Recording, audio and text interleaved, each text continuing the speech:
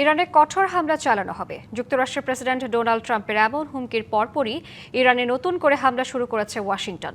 ইরানের বন্দর আব্বাস সহ কয়েকটি শহরে বিমান হামলা চালায় মার্কিন বাহিনী।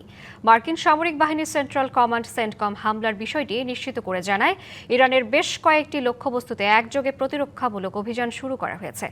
ইরান জানায়, যুক্তরাষ্ট্রের হামলার জবাবে বাহরাইন ও কুয়েতে মার্কিন ঘাঁটি ও হরমুজ প্রণালীতে দুটি জাহাজে হামলা চালানো হয়েছে।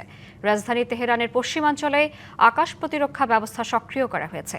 সামরিক সূত্রের বরাতে ইরানি সংবাদ সংস্থা মেহের জানিয়েছে, দেশটির সামরিক বাহিনী হরমুজ প্রণালী দিয়ে তেলবাহী ট্যাঙ্কার ও বাণিজ্যিক জাহাজ সহ সব ধরনের নৌযানের চলাচল বন্ধের নির্দেশ দিয়েছে।